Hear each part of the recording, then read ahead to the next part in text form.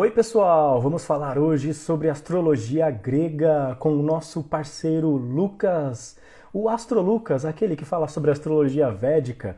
Pois é, o que tem a ver então a astrologia védica com a astrologia grega? Será que essas guerras, esses conflitos religiosos têm alguma coisa a ver com a astrologia? Pois é tudo isso que a gente vai saber hoje com o nosso convidado especial. E se você ainda não é assinante, quer participar do nosso grupo de estudos de astrologia com o Lucas?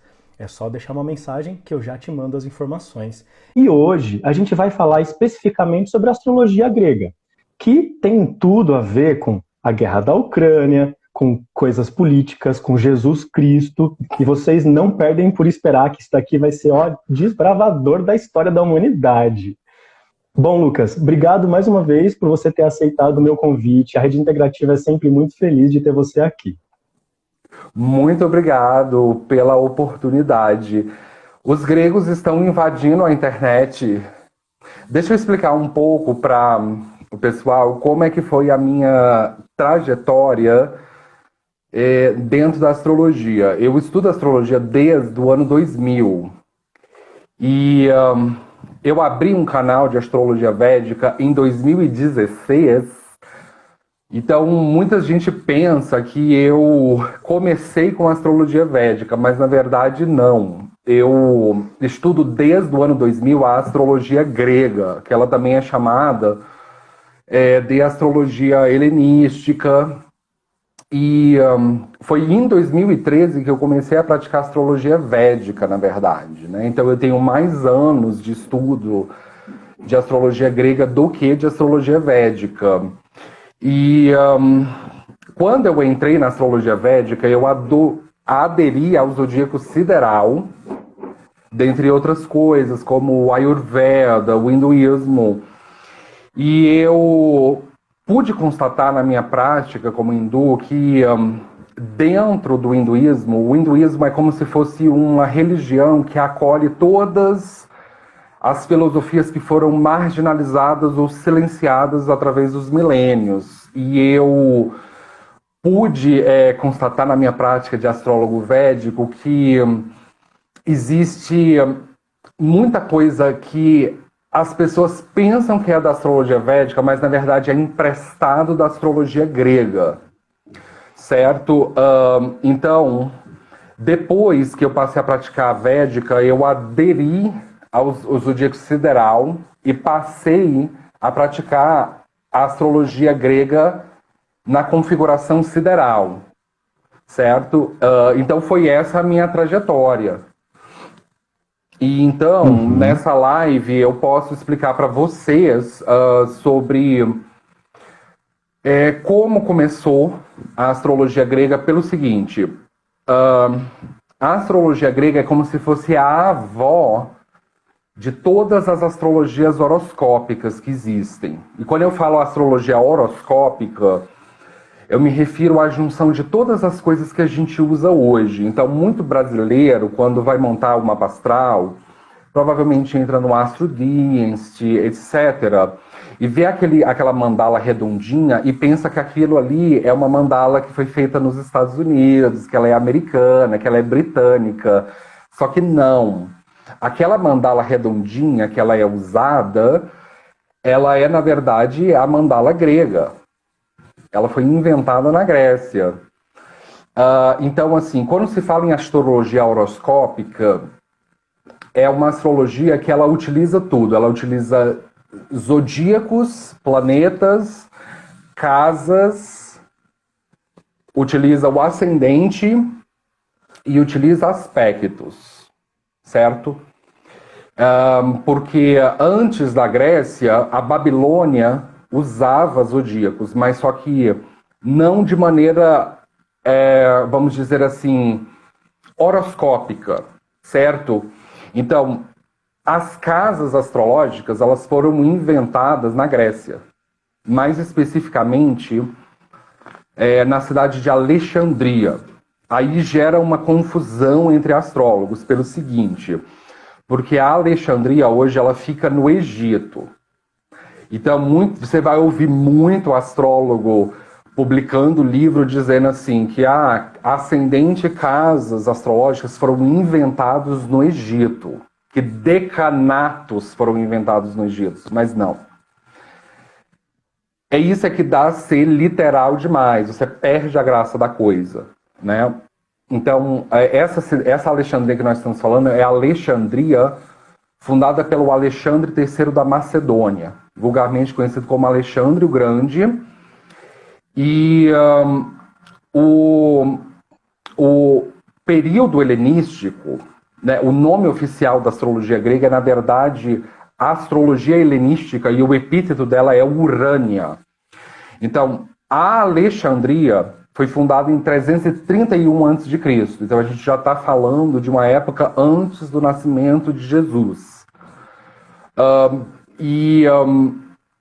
O Alexandre morreu em 323 a.C. Ele morreu de uma overdose, certo? De álcool não diluído. Ele era um grande consumidor de vinho não diluído, né? Então ele morreu de uma overdose, assim como o amante dele, o Heféstio, morreu também de uma overdose de vinho não diluído. Então o que é o período helenístico? O período helenístico é o período após a morte do Alexandre III da Macedônia. Então ele foi um grande colonizador e divulgador da cultura grega. E ele conquistou basicamente, na época em que ele era vivo, o mundo inteiro. Lembremos que na época de Alexandre a América ainda não havia sido descoberta. Então ele colonizou o mundo inteiro até chegar na Índia. Né? Então, o que se chama de Império Helenístico também continha o que a gente entende hoje como a Índia, sobretudo o norte da Índia, o Punjab, os Himalaias e o Rajastão.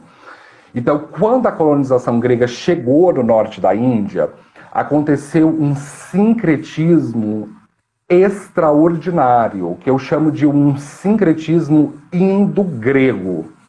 Então, a astrologia védica, ela não era, antes de Alexandre, considerada uma astrologia horoscópica. Ela se transformou numa astrologia horoscópica após o período helenístico. Então, é depois do período helenístico que a astrologia védica vai importar essas coisas como casas, ascendente, o que no sânscrito chama de lagna. Então você vai ouvir muito astrólogo védico erroneamente dizendo que casas astrológicas, que os bhavas, que lagna, isso foi inventado na Índia. Não foi inventado na Índia. Foi inventado na Grécia. Então foi um casamento espiritual perfeito. Então, depois da cristianização da Europa, após a crucificação de Jesus, o que aconteceu? Aconteceu uma cristianização da Europa e a proibição da prática da astrologia. Então a astrologia grega, ela fugiu da Grécia e foi para a Índia. E o tratado mais importante, para quem está interessado numa bibliografia de referência, é o chamado Yavana Jataka. É o tratado helenístico traduzido para o sânscrito. Então, é engraçado que se você quiser saber sobre astrologia grega, se você for literal demais, você não vai entender. Porque, então eu tenho que ir para a Grécia. Mas não está mais na Grécia, porque a Grécia hoje é 98% cristã. Ela está na Índia. Então, a astrologia grega, o helenismo, ele vive dentro da Índia. Então, o hinduísmo é como se fosse um refúgio, uma religião de acolhimento de todas as religiões reencarnacionistas que foram banidas, que foram oprimidas, que foram perseguidas, certo? Então, assim, a mitologia grega é a alçada histórica para se praticar a astrologia grega. Então, assim, qual é o ponto fundamental da mitologia grega? Que talvez muitas pessoas não saibam. É a Ucrânia. Então, a gente está vivendo uma guerra russo-ucraniana. Por que isso?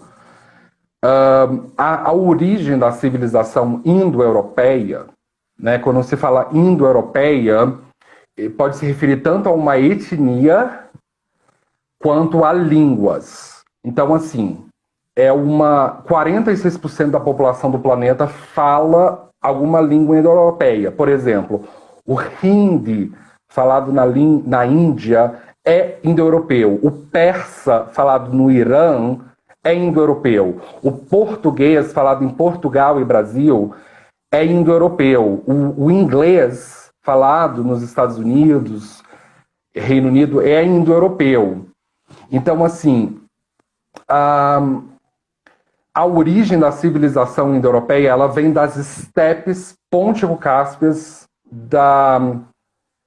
do leste da Europa, nessa região russo-ucraniana. Então, assim, é nessa região onde se praticou pela primeira vez a domesticação de cavalos. Então, por que a civilização indo-europeia conseguiu colonizar tantas partes do mundo a chegar em 46% da população mundial fala alguma língua indo-europeia? Por causa da domesticação de cavalos. Mas por que os africanos não colonizaram, não mantiveram colônias fora da África? Porque na África tinha o quê? Zebras. Zebra não é domesticável. A zebra é selvagem. Mas o cavalo, ele é domesticável. Então, a domesticação de cavalo, ele é um tema central da mitologia grega. E a prática dos sepultamentos em montículos, que são os kurgans das estepes, que eles são como se fossem montículos, onde os aristocratas eram sepultados nesses lugares. Então, a história da mitologia grega, ela não começa exatamente na Grécia, ela começa na Ucrânia, especificamente com Aion e Ananke. É a mesma coisa, a mitologia védica, ela não começa na Índia, ela começa na Ucrânia, com o Varuna como sendo o rei dos arianos. Então, aconteceu guerras nessa região, como, por exemplo, as guerras entre Dânavas e arianos, e, subsequentemente, invasões para essa região, tanto da Grécia, os Dânavas ou Danaus foram para a Grécia, e os arianos eles invadiram a Índia e alteraram o DNA. Então, o que é essa alteração de DNA, quando se fala em indo-europeu? Então, o gene do gigante, por exemplo, na mitologia grega se fala do gigante. O que é o gigante? São homens acima de 1,82 m, mulheres acima de 1,78 m. Quando aconteceram essas invasões, tanto na Grécia quanto na Índia, se alterou o DNA. Passaram a ser mais altos. Então, o gene do olho azul ou do olho verde, ele vem dessa região das estepes. Cabelo loiro, cabelo ruivo, pele branca, que é chamada de cultura de Yama. É a cultura das sepulturas, certo? Então, essa guerra russo-ucraniana, ela tem uma implicação certamente genética. E ela vamos dizer assim, ela tem alguns resíduos kármicos da Segunda Guerra Mundial. Não que essa guerra russo-ucraniana vá virar uma Terceira Guerra Mundial, nem nada. Mas ela tem resíduos da Segunda Guerra Mundial pelo seguinte, porque os nazistas, na Segunda Guerra Mundial, diziam que a origem da civilização indo-europeia veio da Alemanha, e não veio da Alemanha. Quem ganhou a Segunda Guerra Mundial do lado oriental foi quem? Foi o bloco soviético, incluindo Rússia e Ucrânia. Por quê? Porque mentira tem perna curta. A real origem da civilização indo-europeia veio, na verdade, da Ucrânia. Então, por que a Rússia tem essa obsessão por invadir as fronteiras da Ucrânia e anexar a Ucrânia?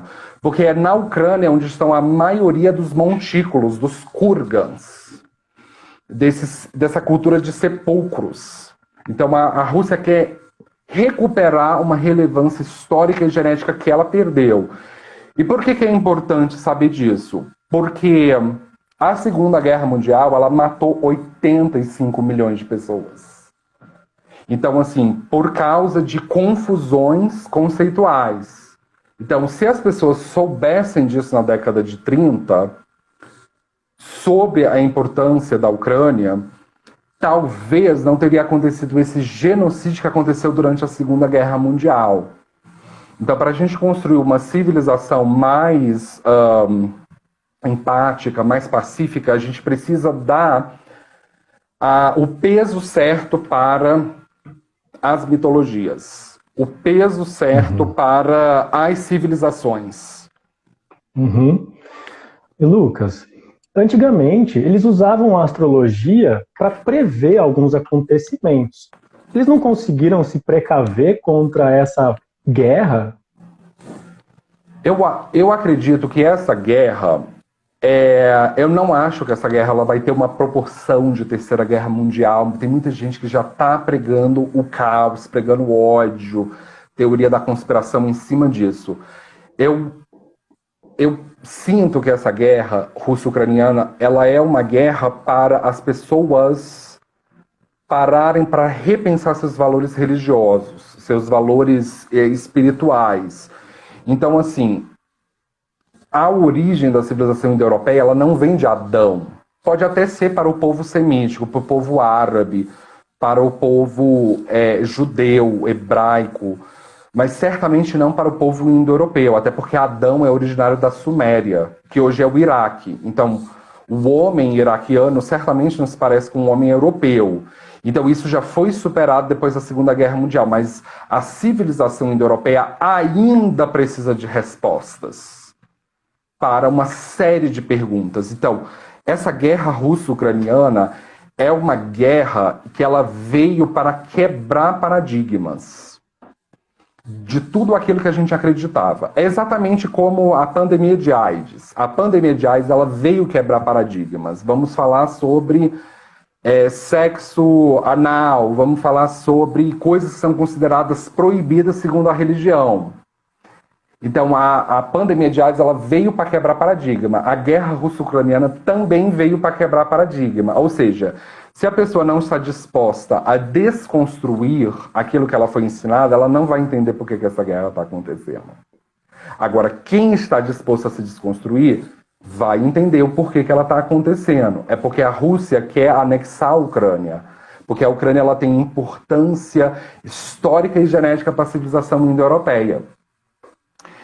Então, assim, sobre a questão da astrologia, que é o foco dessa entrevista, a astrologia grega, ela é uma astrologia preditiva e ela é originalmente sideral, certo? Então, depois da cristianização da Europa, se perdeu esse costume de fazer o ajuste sideral de precessão das estrelas.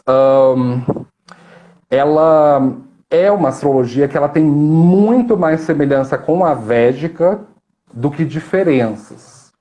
Então, ela tem um sistema de utilizar os 7 planetas tradicionais. A gente não utiliza transpessoais como regentes de signos. Então, é Aquário quem rege, é Saturno quem rege o signo de Aquário e não Urano. É Marte quem rege Escorpião e não Plutão. É Júpiter que rege Peixes e não Netuno. Ela usa os 7 planetas, assim como a védica, e ela utiliza também os nodos da Lua. Então, a astrologia helenística ela é essencialmente reencarnacionista, no sentido de que a ressurreição ou arrebatamento é considerado uma loucura, de acordo com essa astrologia. Essa astrologia ela considera a reencarnação como sendo o destino natural de cada uma das almas, sendo o nó do sul, chamado em grego de Oura, que significa oura, a cauda do dragão, representa a sua encarnação passada. E o nó do norte da lua, que é chamado em grego de céfalos, é a palavra céfalo em português, né? Cefálico, é cabeça, a cabeça do dragão, ela representa o que você veio fazer nessa próxima encarnação. Então, usar os nodos ou nódulos da lua já indica que ela é uma astrologia reencarnacionista, que nega a questão da ressurreição no pós-morte, como sendo um falso destino natural das almas. E a mesma coisa a védica, ela também é reencarnacionista. Então, vamos entender melhor como é que surgiu. Então, assim, dentro da escola, dentro da cidade-estado, não escola, mas da cidade-estado de Alexandria, ela era uma cidade muito importante na antiguidade, ela era considerada uma das capitais intelectuais do mundo antigo. Havia o Farol de Alexandria, que era considerada uma das 7 maravilhas do mundo antigo, e havia um templo das musas, filhas de Zeus e Mnemosyne, chamado Museion. Então, quando a palavra hoje que a gente usa museu é derivado, na verdade, de Templo das Musas. E dentro do Templo das Musas existia a Biblioteca de Alexandria, que ela era a maior biblioteca do mundo antigo. Era o encontro dos bibliotecários, dos escritores e dos intelectuais. A segunda maior ficava na biblioteca de Pérgamo, na Anatólia, no que hoje é a Turquia. Então, é dentro da biblioteca de Alexandria que, segundo o relato grego, que Hermes e Asclépio reencarnaram para sistematizar a astrologia helenística, ou astrologia grega, ou também chamado pelo nome mitológico, que é Urânia, né? Urânia vem de Urano, então Urano em grego significa céu. Então Urânia é o epíteto grego da astrologia helenística. Então, a cidade de Alexandria ela era uma cidade-estado grega na época. Então, quando se fala em astrologia helenística ou grega, o marco zero dessa astrologia é a cidade de Alexandria. Tá certo? É a cidade de Alexandria. E o que é, assim... Vamos falar um pouco agora sobre a questão da mitologia grega. Porque para quem está começando a estudar e praticar a astrologia grega, pode ficar perdido sobre a questão do panteão dos deuses gregos. Então, são tantos deuses, Lucas, como é que eu sei qual é o mais importante, como é que eu posso traçar uma hierarquia? Porque se eu considerar todos igualmente importantes, eu vou ficar perdido nesse estudo. Eu quero ver quem é aqui sabe algum deus grego. Vai deixando aqui no comentário no chat que eu quero ver os nomes que vocês sabem dos deuses gregos. Vai lá, Lucas. Então, assim, sobre os deuses gregos, o rei, ou o deus supremo do zodíaco é Zeus. Inclusive, a estátua de Zeus em Olímpia, ela foi considerada uma das 7 maravilhas do mundo antigo. A estátua de Zeus em Olímpia. Depois da cristianização da Europa, essa estátua foi roubada de Olímpia e levada para Constantinopla, e ela foi dilapidada, porque ela tinha muito ouro nessa estátua. Então eles usaram, os cristãos, os gregos cristãos, eles ressignificaram a estátua de Zeus. E o Zeus, ele tem o altar, o famoso altar de Zeus, que ele foi construído em Pérgamo, na Anatólia, no que hoje é a Turquia, mas atualmente o altar de Zeus ele está no Museu de Pérgamo, em Berlim, na Alemanha. Então, muito se pensa que Zeus é o deus supremo do Olimpo, mas existe algo superior a Zeus, aí, que é a mônada, o deus supremo, o ser supremo. Então, a mônada é, na verdade, um termo pitagórico. É um dos termos gregos para se referir ao Sol. Então, o grifo da mônada é o grifo astrológico do Sol, que a gente usa na astrologia. E a astrologia grega, ela é uma astrologia solar. Porque a cultura equestre das estepes do leste da Europa, de domesticação de cavalos, ela é uma cultura solar. Então você vai ver na mitologia a personificação do Sol, de Hélio, como sendo um homem montado numa carruagem puxada por 4 cavalos. Então o que são essa carruagem? É porque a carruagem, a roda, ela foi inventada nas estepes russo-ucranianas. E a domesticação de cavalo é o símbolo da civilização indo-europeia e o símbolo do Sol. Então, a Europa é muito fria, o inverno é muito rigoroso, a Grécia é muito fria. Então, o Sol, ele tem uma forte importância na astrologia grega.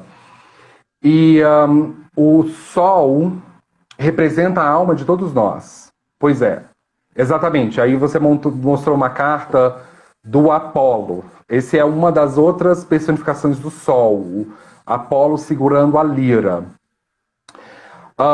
Então, exato, Apolo segurando a lira. O Apolo aprendeu a tocar a lira ou a harpa através de Hermes. E o Apolo ensinou a lira para Orfeu, certo? Assim, só fazendo uma contextualização dessa carta que você mostrou aí para o pessoal.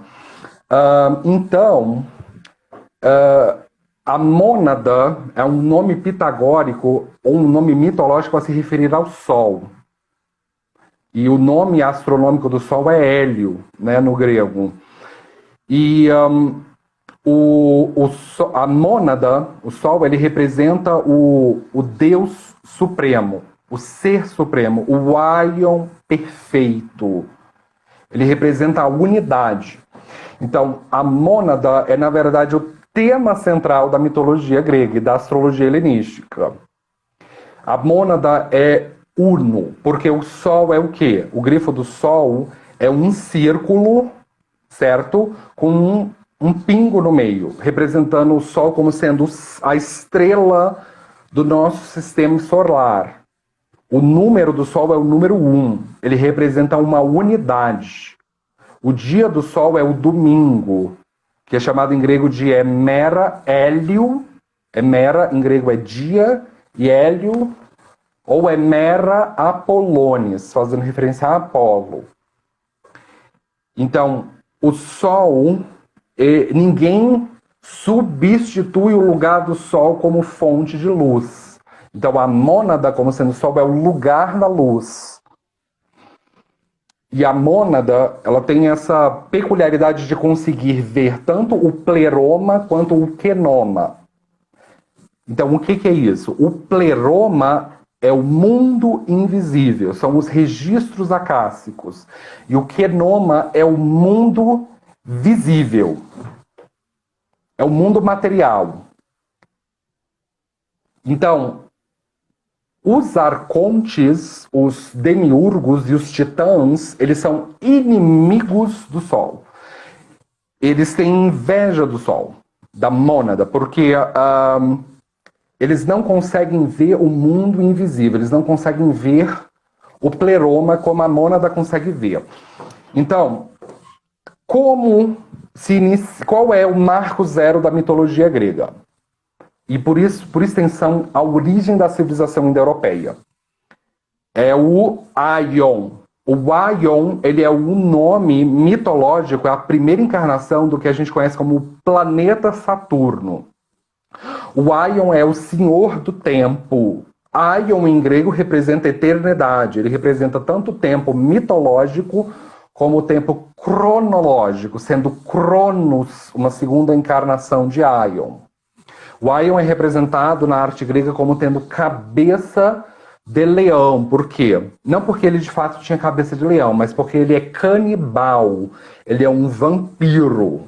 O Aion representa todas as sortes de lendas indo-europeias sobre os vampiros. O Aion, ele é coxo ou manco.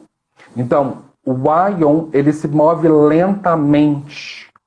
É por isso que o planeta Saturno é dito de se mover lentamente. O Aion demora exatamente 30 anos ou 30 Aions para fazer um retorno.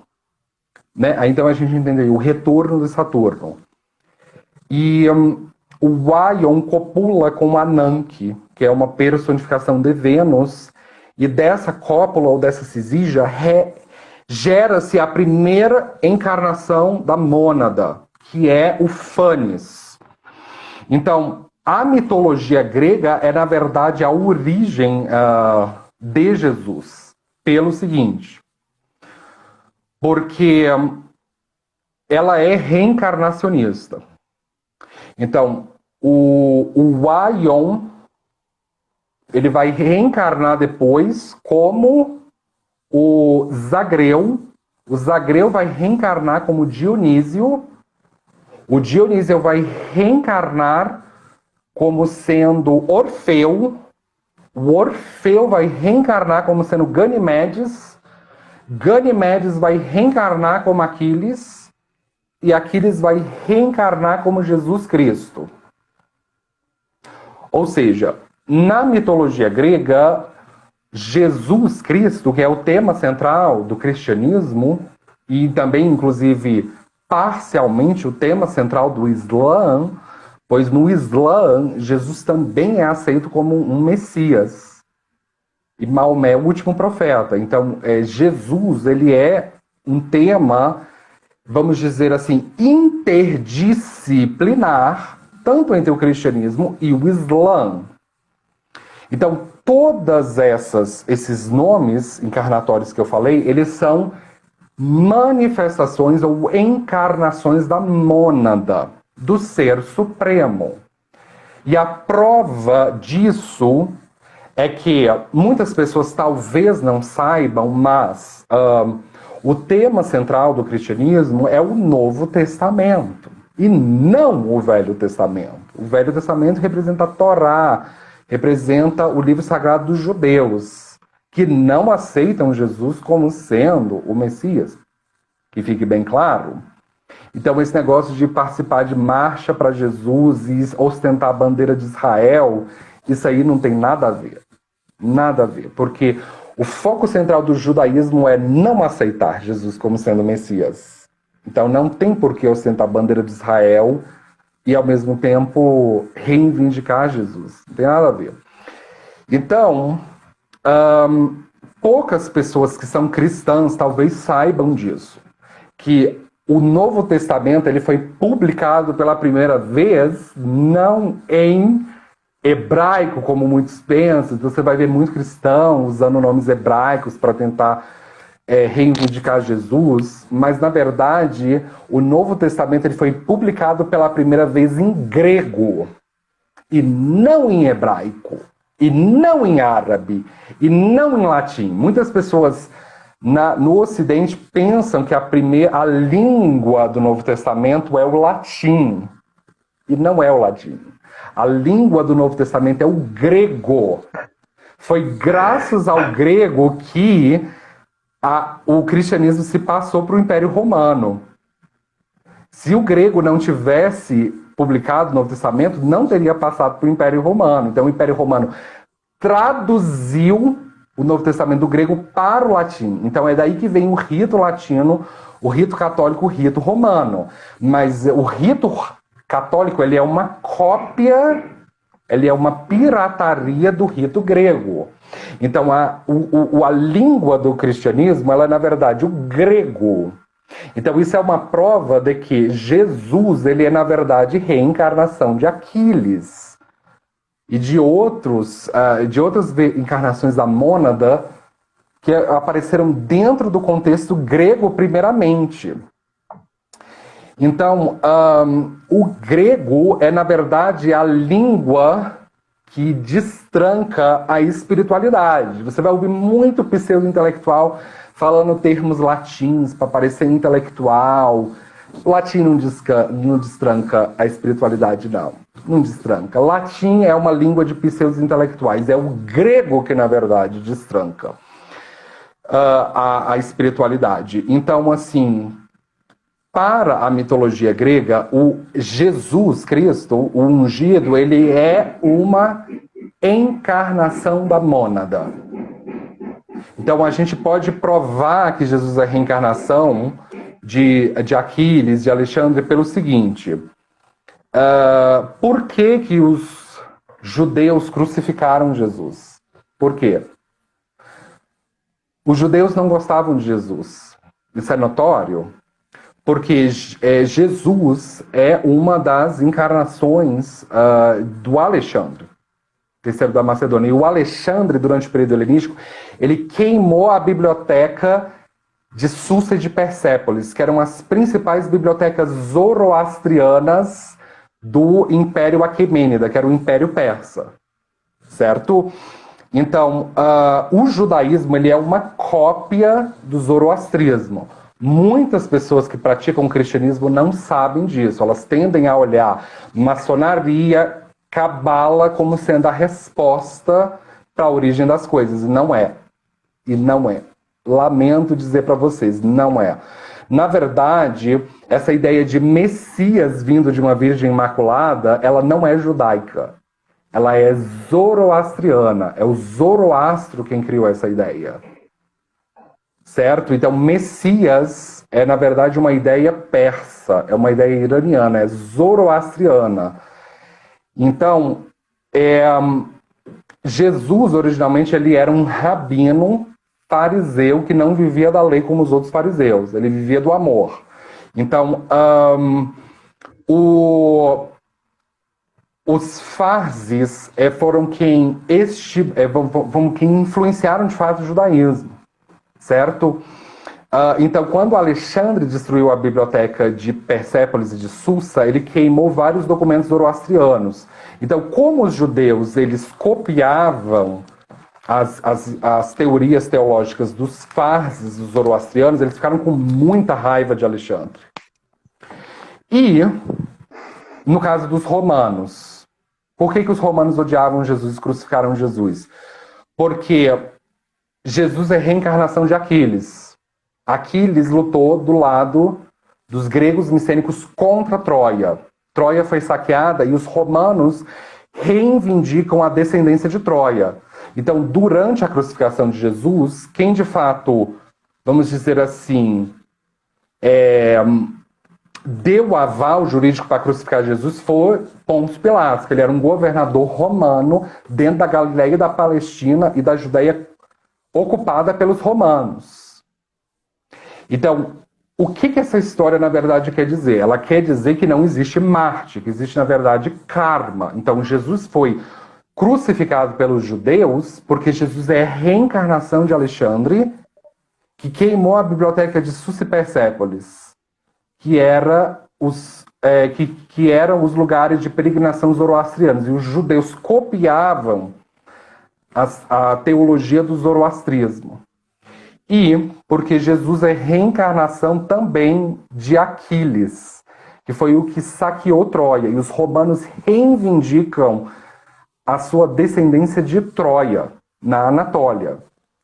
Então, na mitologia grega, Jesus ele não é visto como, vamos dizer assim, um Cristo, pode até ser ungido, mas ele é uma das encarnações da mônada, do Ser Supremo. Então, é por isso que o Novo Testamento ele foi publicado pela primeira vez em grego. Você não reparou, muitas pessoas que seguem o cristianismo talvez nunca tenham reparado que a história de Jesus ela aconteceu na Galileia e na Judéia. Mas a religião não pegou lá. Se vocês olharem em 2022, qual é a religião de Israel? Não é cristianismo. Israel não aceita Jesus como sendo o Messias. É, na verdade, o judaísmo. Onde foi que a religião cristã pegou pela primeira vez? Ela pegou na Grécia. e da Grécia se passou para o resto do mundo. Então a língua de Jesus, embora o histórico falasse o aramaico e hebraico, mas onde a religião pegou foi na Grécia. Então, a mitologia grega, a astrologia grega, elas foram suprimidas após a cristianização da Grécia. Então, o helenismo e a astrologia grega, depois da cristianização da Grécia, fugiram da Grécia e foram para a Índia. E lá ela sobrevive dentro do hinduísmo. Então, se você quiser saber... Olha só que loucura. Se você quiser saber sobre mitologia grega e sobre mitologia grega e sobre astrologia grega, não é na Grécia que está a resposta, é na Índia. E se você quiser saber sobre cristianismo, a resposta não está na Judéia nem na Galileia, que é o lugar onde Jesus nasceu e morreu, mas sim na Grécia. Então, os fatos históricos que marcam uma religião, não é porque a religião aconteceu em determinado lugar que a religião vai pegar naquele lugar, porque Jesus nasceu e morreu dentro da Galileia e da Judéia, mas a religião não pegou lá. Ela pegou na Grécia e passou para o resto do mundo ocidental. E a história da mitologia grega pegou na Grécia, mas a história não começou na Grécia. Ela começou na Ucrânia, passou pela Grécia e foi levada para a Índia. Meu Deus, tá, Lucas. Olha, o que eu lembro de Grécia, das minhas aulas de história, era aquela música do Chico Buarque. Mirem-se no exemplo daquelas mulheres de Atenas. E aí eu te faço uma pergunta. Como que era vista, de fato, as mulheres na Grécia, já que toda essa cultura era solar, era masculina? Então, a mitologia grega, ela é uma mitologia patriarcal, assim como a mitologia védica. Ela é uma mitologia patriarcal, ela dá muita ênfase no aristocrata que sabe o quê? Que sabe domesticar cavalos, que sabe construir carruagens, que luta na guerra, que sabe usar espada, que sabe usar um elmo, uma armadura, que sabe construir navios. Até porque o nome mitológico dos gregos é Danaus, que significa os povos das águas. Então, a Grécia é, na verdade, um país de arquipélagos. É o país da Europa que mais tem ilhas no mundo. Não no mundo, mas dentro da Grécia. E por isso é importante saber construir navios e saber pilotar esses navios. Então, é patriarcal, mas não significa que uma mulher não possa brilhar. Que uma mulher não possa fazer essas coisas também, como é o caso de Atena. Né? Atena é a padroeira da cidade de Atenas. E ela foi quem construiu, junto com o Argos, o navio Argo da tripulação dos Argonautas. Ou como, por exemplo, Ártemis, que ela é considerada uma caçadora, a rainha das Amazonas. E ela teve o templo dela mais importante na cidade de Éfeso, na Anatólia, né, o templo de Ártemis. Então, assim, ela é patriarcal, mas não significa que uma mulher não possa também brilhar e ser adorada como deusa e ser respeitada entre os machos. Porque pode, mas ela é patriarcal. Ela tem um foco no sol, nessa questão, assim, do aristocrata que sabe lutar. Pô, entendi. E nessa época, as mulheres não tinham, então, muita relevância, porque, pelo que eu aprendi, as mulheres não tinham relevância. Os homens deixavam elas ali paradas, e as que conseguiam chegar no poder eram quem? Eram as que tinham acesso, as que tinham letras, que eram estudiosas. O que diferenciava? Quais eram as castas, né? Como era dividido essas castas? Você falou da questão das castas. É muito engraçado que as pessoas no Ocidente pensam que as castas elas só existiam na Índia, mas não. A cultura grega antiga, ela separava as pessoas em castas também. E foi em Atenas, onde surgiu a primeira teoria comunista. E isso é estarrecedor por quê? Porque você vai ouvir muita gente na internet opinando sobre o comunismo, sobre o que o comunismo é e o comunismo não é, mas poucas pessoas de fato sabem que a origem do comunismo veio, na verdade, de Atenas. Né? O primeiro teórico do comunismo ele foi o Platão, o filósofo Platão, que ele foi aluno de Sócrates, e o Aristóteles foi discípulo do Platão. O lugar de origem da primeira teoria comunista foi em Atenas, e o lugar de origem da dialética, esse conceito tão importante para o comunismo, ele também foi dentro de Atenas. E Atenas foi o primeiro lugar do mundo onde surgiu a democracia, onde as pessoas podiam ir até a Acrópole de Atenas e opinar livremente, falar sua opinião livremente, sem medo de julgamento. Então, a origem da democracia, ou seja, a democracia ela prevaleceu no mundo. Ela esmagou a ditadura, ela esmagou o nazismo, ela esmagou o fascismo, ela esmagou os regimes totalitários. Então, a cultura grega ela é tão importante por isso, ela influenciou o meio pelo qual se administra a política nos dias de hoje. Então, a Atenas foi considerada uma das capitais intelectuais do mundo antiga. Inclusive, Atenas é o lugar de nascimento do cristianismo. E não na Judéia ou na Galileia. Ok, a história de Jesus ela aconteceu na Judéia e na Galileia.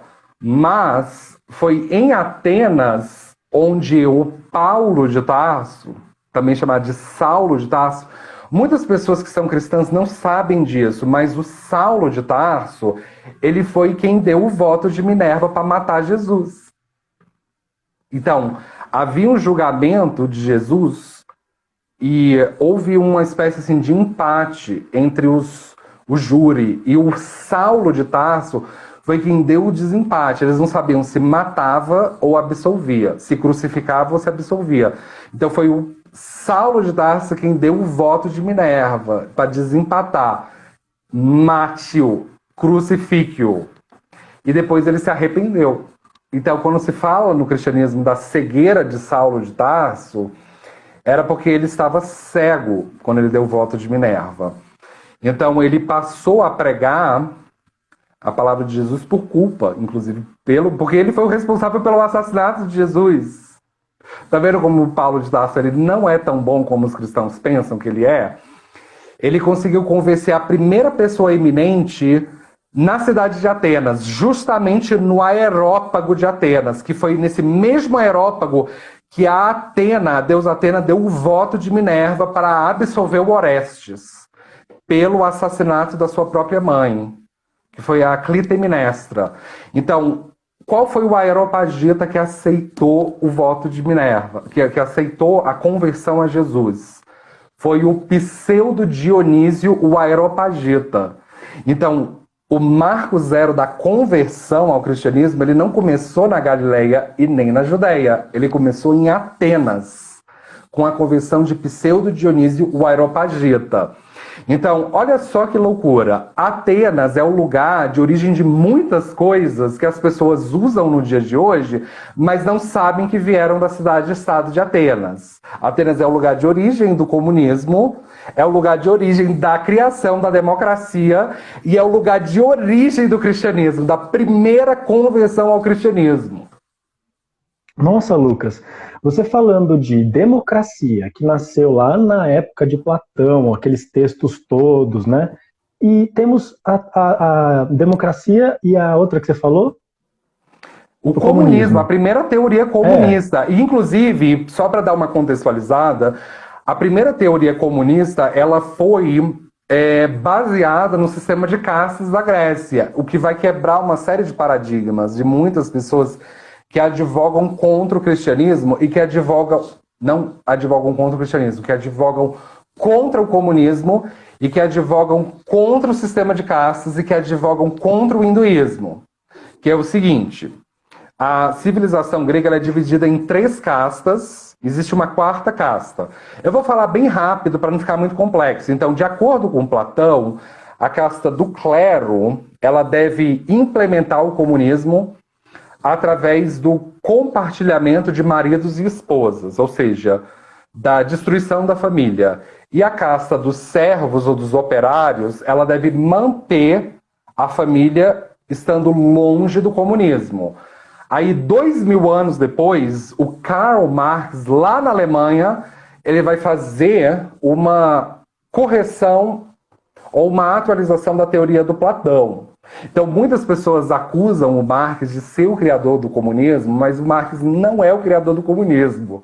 Ele é o cara que faz a releitura da teoria do Platão. Ele vai inverter a polaridade, ele vai colocar a casta do clero como a casta que vai fornecer os meios de produção para que a casta dos operários implementem o comunismo, através do compartilhamento de maridos e esposas e da destruição da família. E sendo que a casta do clero vai preservar a família estando longe do comunismo. Então, é nessa dinâmica que nasce a dialética, né? Então, assim, quando você falar em comunismo, você, na verdade, não deve pensar em Marx. Você deve pensar em Atenas e em Platão. O Marx é 2000 anos depois que ele faz a correção. Então, a astrologia helenística, ela é uma astrologia que ela é considerada a mãe de todas as astrologias horoscópicas, inclusive da astrologia védica. Muitos termos védicos que são usados na astrologia védica, eles não são de fato védicos, eles são emprestados da astrologia grega. Por exemplo, na Védica, existe lá uma mitologia védica por trás das nakshatras. Como, por exemplo, a divindade da nakshatra. Existe um sutra e um stotra. Existe um dosha no Ayurveda para cada nakshatra. Isso é genuinamente védico, mas o resto não é védico. Isso vai ser uma crise de identidade para quem pratica astrologia védica, porque é exatamente isso. A astrologia védica ela usa mais coisas emprestadas da astrologia grega do que coisas que são genuinamente védicas. Na Védica não tem uma mitologia para o zodíaco. Tipo, mitologia védica para Áries, para Touro, para Gêmeos. Não existe. Existe uma mitologia para Nakshatra, mas para zodíaco não. Na grega é que existe uma mitologia. Então, a magia da astrologia grega é o seguinte: ela tem uma mitologia tanto para o zodíaco solar, para o zodíaco lunar, quanto para a casa astrológica. Para diferenciar, zodíaco solar é uma coisa, zodíaco lunar é outra, e casa astrológica é outra coisa. Não vou me delongar muito no assunto, mas vamos pegar como exemplo só o signo de Áries, que é o primeiro do zodíaco. Então, na astrologia grega, o zodíaco de Áries é chamado de Crios. E ele tem o nome grego, que é Crios, né? Áries é Crios. Ele significa Crios em grego carneiro. Ele tem uma mitologia para Áries. O nome da As casas astrológicas, na astrologia grega, elas têm um epíteto. Então, o epíteto da casa 1 é Éax. Éax, em grego, significa timão. É relacionado ao timão do navio Argo da trupe ou tripulação dos argonautas de Jasão. E dentro do signo de Áries, existem 3 asterismos da Lua. Uau! Que parecem as nakshatras. É a mesma ideia. Então, assim, a pessoa que pratica astrologia védica vai pensar, então é só pegar as nakshatras, copiar e colar. Não. Não. É um outro zodíaco lunar. Então, existem 3 zodíacos lunares em cada signo. Então, entre 0 grau de Áries a 13 graus de Áries, temos a constelação de Eridanos. E entre 13 graus a 26 graus de Áries, temos a constelação de Ketus. E entre 26 graus de Áries até 10 graus de Touro, temos a constelação de Pérseus. Então, existe uma mitologia para Eridanos, outra mitologia para Kéfios, outra mitologia para Quetos e outra mitologia para Pérsios. Justamente para diferenciar zodíaco solar é uma coisa, zodíaco lunar é outra e casas é outra coisa. Então, o aluno novato de astrologia, ele tende a fazer uma interpretação cruzada e embaralhada, do tipo assim, eu tô lendo um mapa astral aqui e eu tô vendo um sol na casa 1. Um sol na casa 1 é fácil, deve ser a mesma coisa que um sol em Áries. E não é. É essa a magia da astrologia grega. Um sol na casa 1 não é a mesma coisa que um sol em Áries. E um planeta posicionado entre 0 a 13 graus de Áries, ele vai ativar a energia da constelação de Eridanos. Então, existem 3 arianos diferentes aqui. O ariano de Eridanos é completamente diferente do ariano de Quetos, que é completamente diferente do ariano de Pérsios. Aí entra a questão do zodíaco lunar. Então, uma lua em Áries, no caso Áries sideral, ela não vai ter o mesmo comportamento de outra pessoa com lua em Áries, porque depende do grau. Então, uma pessoa que tem lua em Áries entre 0 a 13 graus de Áries vai ativar a energia de Eridanos, a morada de Demetra, que vai ser completamente diferente de uma lua em Áries entre 13 a 26 graus de Áries, porque vai ativar a constelação de Quetos. E vai ser completamente diferente de uma lua entre 26 graus de Áries até 10 graus de Touro, que vai ativar a constelação de Pérsios. Então é essa a beleza, é essa a riqueza da astrologia helenística. É porque ela tem conceitos mitológicos para explicar cada coisa diferente. Muitas pessoas pensam que os tais dos totens, dos animais totêmicos, que eles são védicos, mas eles não são védicos. Por exemplo, a Shwini tem como totem, ou como se chama em sânscrito, o Yoni. A Shwini tem como totem o cavalo. Isso aí não é védico. É, na verdade, emprestado da astrologia grega. Porque o totem de Eridanos é o cavalo. A mesma coisa. O totem de Bharani Nakshatra é o elefante. Isso aí é de fato védico? Não é. O totem do elefante é emprestado do grego, que é o totem da constelação de Quetos. A mesma coisa o totem de Kritika Nakshatra, que é a ovelha. Esse totem, isso não é védico, isso é emprestado do grego, que o totem de Pérsios é a ovelha. Então tem muita gente que pratica astrologia védica achando que todos os conceitos védicos, eles são genuinamente védicos, mas eles não são. Eles são emprestados da astrologia helenística. Então, o helenismo é uma religião e a astrologia helenística é um sistema oracular que vive e sobrevive dentro da Índia e dentro da astrologia védica. Então, o caminho para entender a astrologia helenística não é pela Grécia mais. Porque a Grécia é 98% cristã hoje. O caminho para entender a astrologia grega e helenística é através da Índia. É através da Índia que você chega até o helenismo. Então, a Índia é como se fosse o refúgio. Como eu falei lá atrás na entrevista, a Índia é como se fosse o refúgio de todas as religiões que foram perseguidas, suprimidas e oprimidas pela cristianização da Europa e a cristianização da civilização indo-europeia. Tá bom, calma, Lucas, agora vamos ver, pessoal. Pode falar, eu acho que eu falei demais. Não, porque assim, às vezes pode ser muita informação e quem quiser estudar mais sobre isso, tem curiosidade, gente, nós temos um grupo de estudos aqui através da Rede Integrativa. Todo mês nós fazemos um encontro com o Lucas, né, ele deixa materiais, imagens, tudo isso que vocês estão falando aqui, tem imagem, gente. A gente passa tudo isso lá no nosso encontro. Então, se vocês quiserem fazer parte disso, entre em contato comigo, entre em contato com o Lucas, que a gente passa as informações para vocês.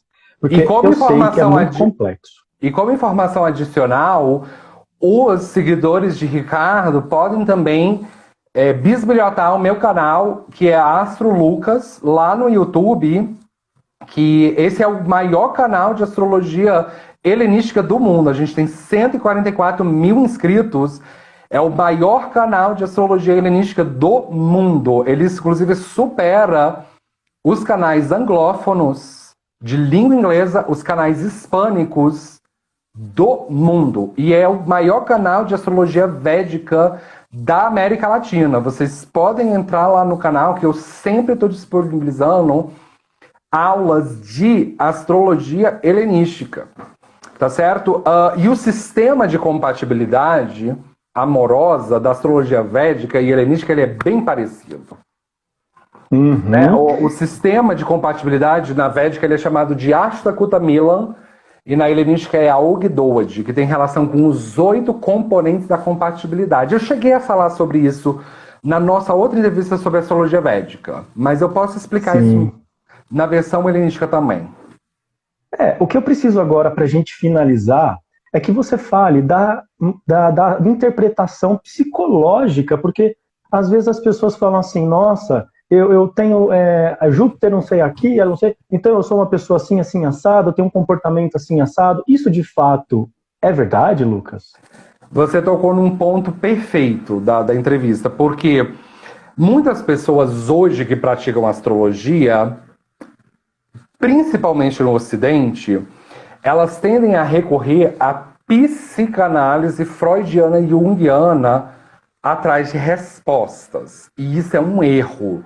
Não estou falando que psicanálise ou abordagem freudiana e junguiana não tenham significância ou valor. Que tem. Eu já fiz psicanálise e funciona. Mas uma coisa que, se você quiser estudar e praticar astrologia de maneira séria, você precisa entender uma coisa. Psicanálise freudiana ou junguiana é uma coisa. Astrologia é outra coisa. Completamente diferente. Inclusive, as teorias de Freud, elas foram pirateadas da astrologia grega. Exatamente. Como, por exemplo, qual é a base da teoria psicanalítica do Freud? É o complexo de Édipo. O Édipo, ele é descendente, na mitologia, o Édipo ele é descendente de Cádmo e Harmonia, que tem relação com a constelação de Touro, certo? E a base da psicanálise junguiana é o complexo de Electra. Electra é a filha de Agamenon e Clitemnestra. É a filha que mata a própria mãe, no caso. Não foi ela que matou a própria mãe, né? Foi na verdade, o Orestes, o irmão de Electra, que matou a própria mãe, a Clitemnestra. Então, se você for a fundo na psicanálise junguiana e freudiana, você vai ver que elas são, na verdade, piratarias com algumas inovações da mitologia grega. Então, se é uma pirataria da mitologia grega, Freud e Jung não são a resposta para praticar astrologia grega bem.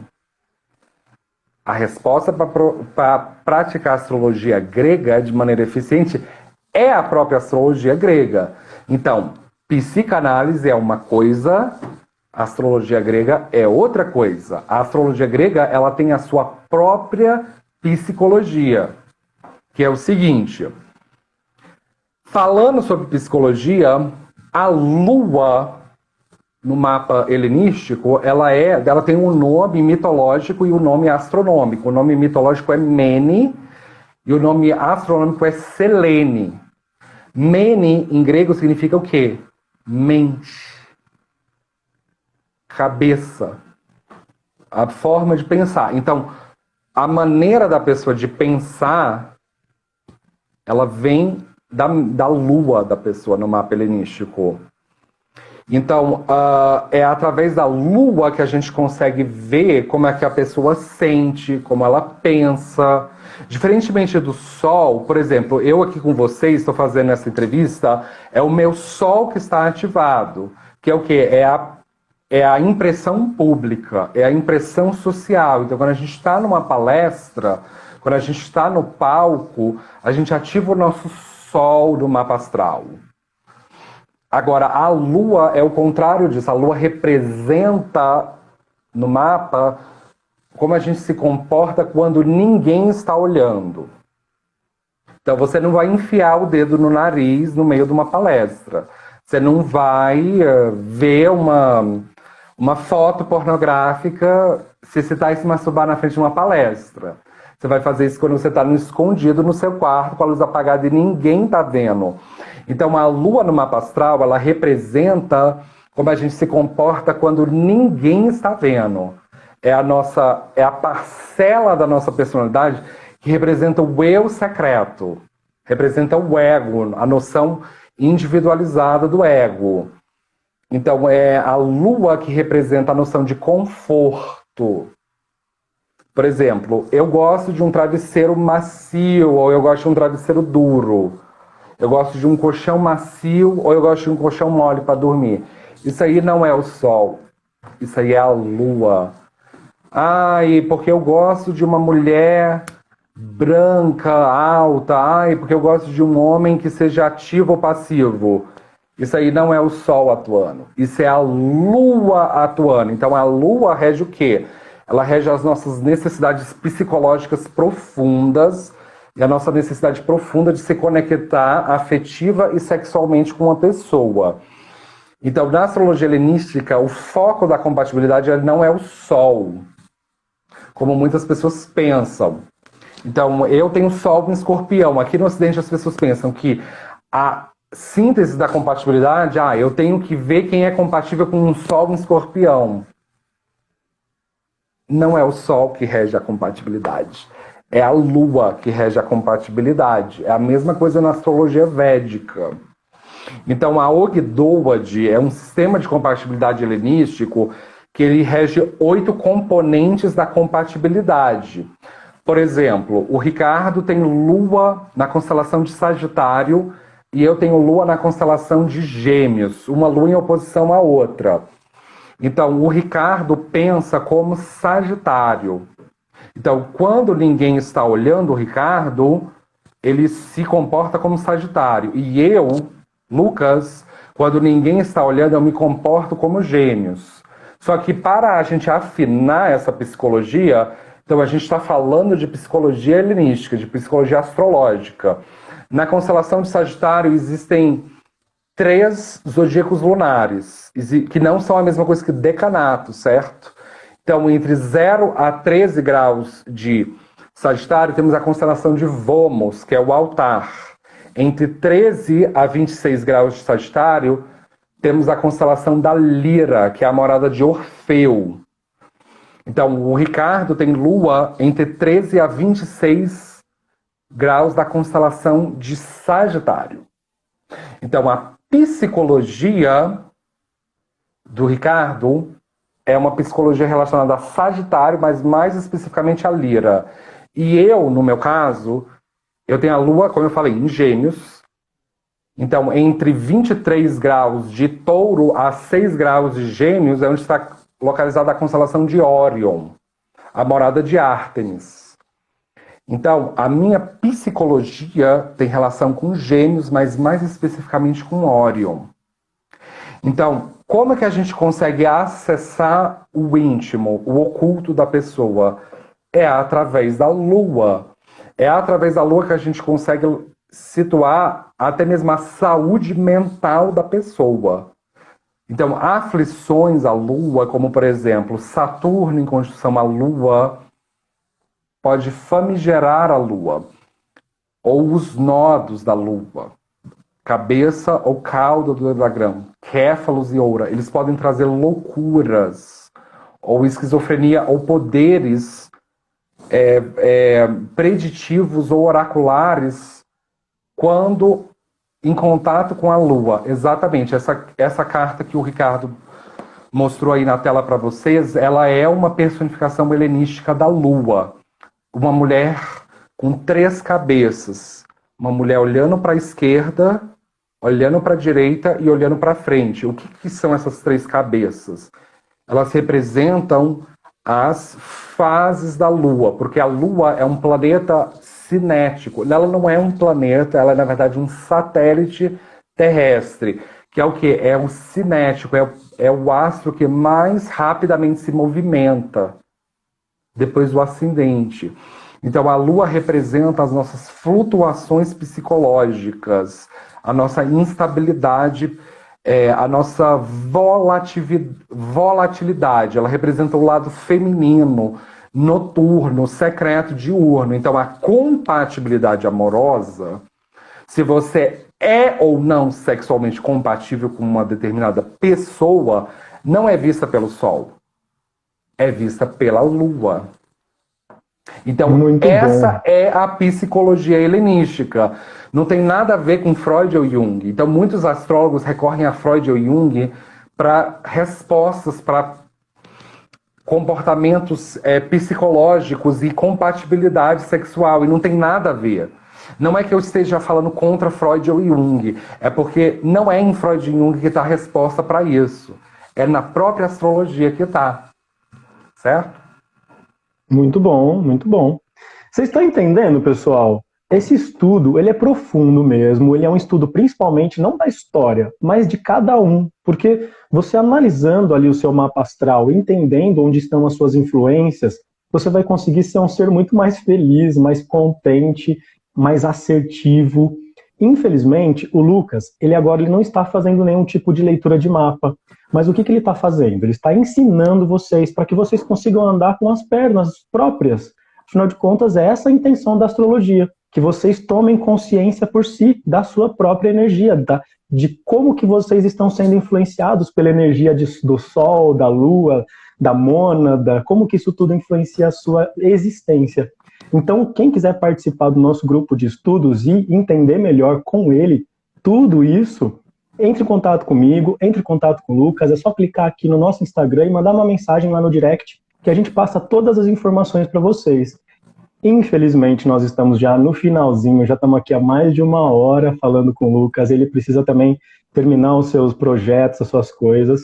E, gente, muito obrigado pela participação de vocês, eu espero que tenham ficado tudo esclarecido, sem dúvida nenhuma, e possivelmente, quem quiser esclarecer outras dúvidas, vem para o nosso grupo de estudos da Rede Integrativa, que vai ser bem legal. Para participar, é só você mandar uma mensagem que a gente te explica como faz.